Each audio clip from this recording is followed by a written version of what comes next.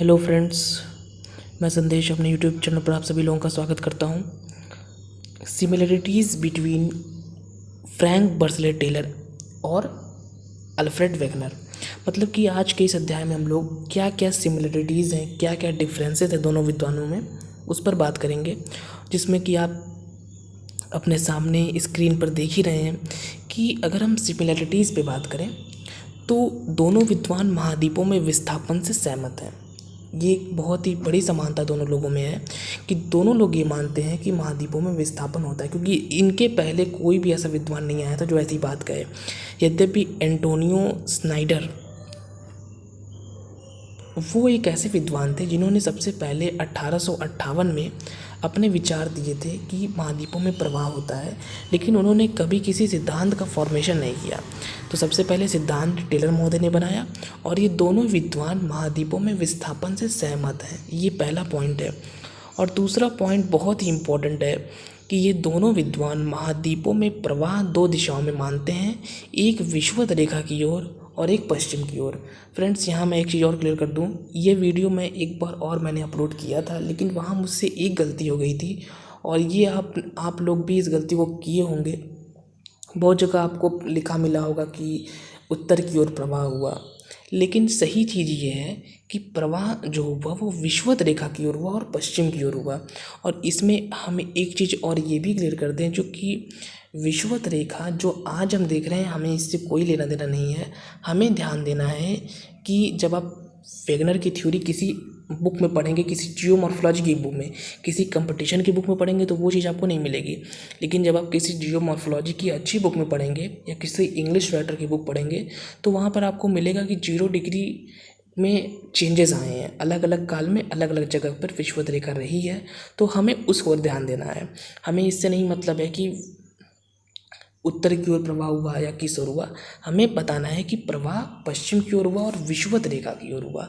तो ये दोनों लोगों में समानताएं हैं। यद्यपि यहाँ पर भी एक डिफरेंस ये हो जाता है कि टेलर महोदय ने जिस विषुवत रेखा के बारे में बात की है उन्होंने उसको क्लियर नहीं किया है, लेकिन वेगनर महोदय ने सिंपल बताया है कि विषुवत रेखा की ओर प्रवाह हुआ और ये अलग अलग काल में विषुवत रेखा की लोकेशन अलग अलग थी।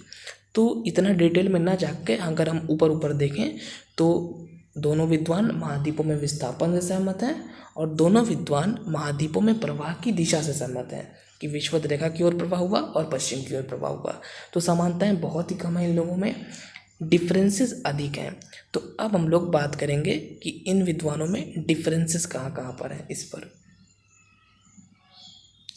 अब अगर हम डिफरेंसेस पे बात करें तो सबसे बड़ा डिफरेंस जो हमारे सामने आता है वो आता है वर्ष का।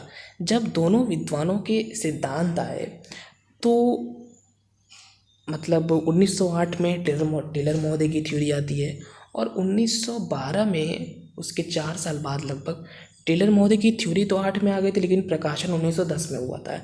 इसी तरह वेगनर की थ्योरी तो आ गई थी 1912 में, लेकिन फिर वर्ल्ड वार शुरू हो गया। इससे फिर थोड़ी दिक्कत हुई तो इसका प्रकाशन या कह सकते हैं और इसका प्रमोशन नहीं कहेंगे, थोड़ा फेमस जो हुई ये थ्योरी वो काफ़ी लेट में हुई, 1920 के बाद हुई। तो ये डिफरेंस है। दूसरा जो इम्पॉर्टेंट डिफरेंस है वो ये है कि बल दोनों विद्वानों ने अलग अलग बताए हैं। जब आप वेगनर की थ्योरी पढ़ेंगे तो वेगनर की थ्योरी में बताया गया है कि जो विषुवत रेखा की ओर प्रवाह हुआ वो प्लवनशीलता बल और ग्रेविटेशनल फोर्स के कारण हुआ, और जो पश्चिम की ओर प्रवाह हुआ वो पृथ्वी के घूर्णन और चंद्रमा के ज्वारीय शक्ति के कारण हुआ। ये मेन चीज़ है। लेकिन जब हम लोग टेलर महोदय की थ्योरी पढ़ेंगे तो वहाँ पर आपको सीधा सीधा लिखा हुआ मिलेगा कि इन्होंने सिर्फ और सिर्फ चंद्रमा की ज्वारीय शक्ति को ही इम्पॉर्टेंट कारण माना है और किसी कारण पे इन्होंने बात नहीं की है। तो ये एक डिफरेंस है कि यद्यपि दोनों लोग मानते हैं कि जो प्रवाह हुआ वो विषुवत रेखा की ओर हुआ और पश्चिम की ओर हुआ, लेकिन बल जो बताए हैं वो अलग अलग बताए हैं। वेगनर महोदय की थ्योरी में बेसिकली 4 चीज़ों पे बात की गई है: पृथ्वी का घूर्णन, चंद्रमा की ज्वारीय शक्ति जो कि पश्चिम की ओर प्रवाह के लिए उत्तरदायी है, और ग्रेविटेशनल फोर्स और फोर्स ऑफ बॉयंसी जो विषुवत रेखा की ओर प्रवाह के लिए उत्तरदायी है।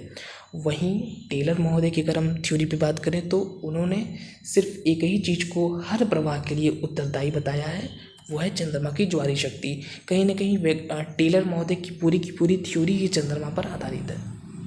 इसके बाद आगे युग दोनों ही विद्वानों ने अलग अलग बताया। युग का मतलब फ्रेंड्स ये है कि जब आप टेलर की थ्योरी पढ़ेंगे तो पूरा का पूरा जो सिद्धांत है वो एक ही युग के इर्द गिर्द घूमता है, क्रिटेशियस। पूरा सिद्धांत क्रिटेशियस पर ही आधारित है, क्रिटेशियस युग पे। वहीं जब हम वेगनर महोदय को देखेंगे तो वेगनर महोदय ने बेसिकली कार्बोनिफेरस से शुरुआत की है। कार्बोनिफेरस में पेंजिया के बारे में बताया है और फिर बाद में उन्होंने बताया है कि जुरासिक में गोंडवाना लैंड का विभाजन हुआ। मतलब कि अगर हम ज़्यादा डिटेल में ना जाएं, सिर्फ ऊपर ऊपर देखें, तो अगर आपको टेलर की थ्योरी पढ़नी, क्योंकि हम लोग थ्योरी तो पढ़ लेते हैं लेकिन जब युग की बात होती है तो हम लोग कन्फ्यूज़ रहते हैं। तो टेलर की थ्योरी में सिर्फ आपको एक ही युग याद रखना है, वो है क्रिटेशियस। और वेगनर की थ्योरी में हमें मेनली 2 युगों पर फोकस करना है, कार्बोनिफेरस और जुरासिक, जिसमें इन्होंने यह बताया है कि कार्बोनिफेरस में पेंजिया था और कार्बोनिफेरस के लास्ट में पेंजिया टूटा, 2 पार्ट में हो गया। और फिर जुरासिक में उसका जो नीचे वाला पार्ट था गोंडवाना लैंड, उसमें विभाजन हुआ। और गोंडवाना लैंड से आपको पता ही है कि south America, Madagascar, Africa, India, ये सारे के सारे जो हैं ये सब उसी के पार्ट हैं। तो ये चीज़ है। तो युग अलग अलग बताए हैं। चौथा पॉइंट ये है कि पेंजिया के विषय में भी दोनों विद्वानों के मत समान नहीं है। ये अब तक का मोस्ट इम्पॉर्टेंट पॉइंट मेरे हिसाब से, क्योंकि इस पर जल्दी कोई बात नहीं करता। ये इसलिए है क्योंकि supercontinent Pangaea, Gondwana land और लॉरेशिया की बात टेलर भी करते हैं और वेगनर भी करते हैं, लेकिन पेंजिया का जो टर्म है ये सबसे पहले यूज़ किया वेगनर महोदय ने ही, और इस कॉन्सेप्ट को भी यही लेके आए।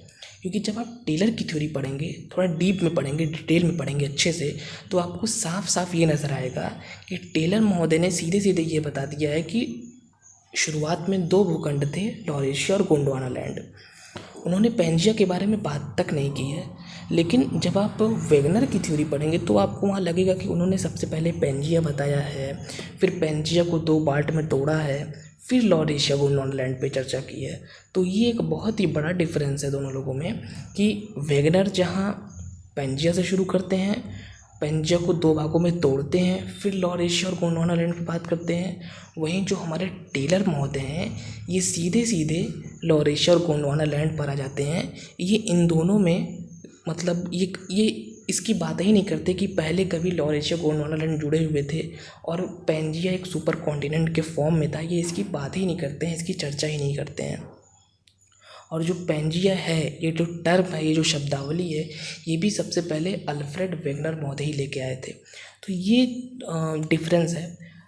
4 तो हमारे मोस्ट इम्पॉर्टेंट डिफरेंस हो गए। 5वां डिफरेंस एक हम ये भी जोड़ सकते हैं कि अगर हम साक्ष्य की बात करें तो वेगनर महोदय ने अपनी थ्योरी को सही सिद्ध करने के लिए जितने ज़्यादा साक्ष्य हमारे सामने प्रस्तुत किए हैं, ग्लोसप्टेरिस, मेसोसॉरस, लेमूर, लेमिंग, प्लेसर डिपॉजिट, जिक्साफीट, बहुत सारे साक्ष्य दिए हैं, जिससे उन्होंने साक्ष्यों के माध्यम से यह सिद्ध करने का प्रयास किया है कि कभी ना कभी ये सारे के सारे हमारे कॉन्टिनेंट्स जो थे वो जुड़े हुए थे। लेकिन जब हम टेलर महोदय की थ्योरी पढ़ेंगे तो उन्होंने किस दिशा में प्रवाह हुआ ये भी बताया है, किस दिशा में प्रवाह होने का रीज़न क्या है ये भी बताया है, लेकिन जो साक्ष्य इनको देने चाहिए थे वो साक्ष्य इन्होंने नहीं दिए हैं। तो ये भी एक प्रकार का डिफरेंस हो सकता है और इसीलिए वेगनर महोदय की थ्योरी ज़्यादा साइंटिफिक लगती है अगर हम कंपेयर करें टेलर महोदय की थ्योरी से। और ये भी नहीं है कि वेगनर महोदय की थ्योरी बहुत ज़्यादा दिन बाद आई जब काफ़ी ज़्यादा स्टडी हो गई थी, ऐसा नहीं है। इनकी थ्योरी 1908 में आई थी लेकिन प्रकाशन 1910 में हुआ था। और यद्यपि टेलर महोदय की थ्योरी ऐसे तो देखा जाए तो फेमस हुई 1920 के बाद, 22 के आसपास, लेकिन थ्योरी तो आ चुकी थी 1912 में ही। तो इसीलिए ये भी ऐसा नहीं है कि बहुत दिन बाद आई थी। तो इसलिए बहुत ज़्यादा इम्पोर्टेंस है वेगनर महोदय का, इसलिए क्योंकि उन्होंने इतने ढेर सारे साक्ष्य प्रस्तुत किए थे। साक्ष्य इत्यादि के बारे में जब हम लोग पर्टिकुलर थ्योरी पे बात करेंगे तो हम लोग देखेंगे, लेकिन आज के इस अध्याय में हमको सिर्फ यह देखना था कि इन दोनों विद्वानों के विचारों में आखिर डिफरेंस क्या है। क्योंकि दोनों ही विद्वान कॉन्टिनेंटल ड्रिफ्ट पे बात करते हैं, लेकिन बात दोनों की अलग अलग है, थोड़े थोड़े डिफरेंसेस हैं। तो फ्रेंड्स, फ़िलहाल इस छोटे से अध्याय में इतना ही। वीडियो अगर आपको इन्फॉर्मेटिव लगा हो, अच्छा लगा हो, तो इस वीडियो को लाइक करें, शेयर करें, एंड अगर कोई क्वेश्चन अभी भी हो तो आप कमेंट बॉक्स में लिख सकते हैं। फ़िलहाल इतना ही। Thank you friends.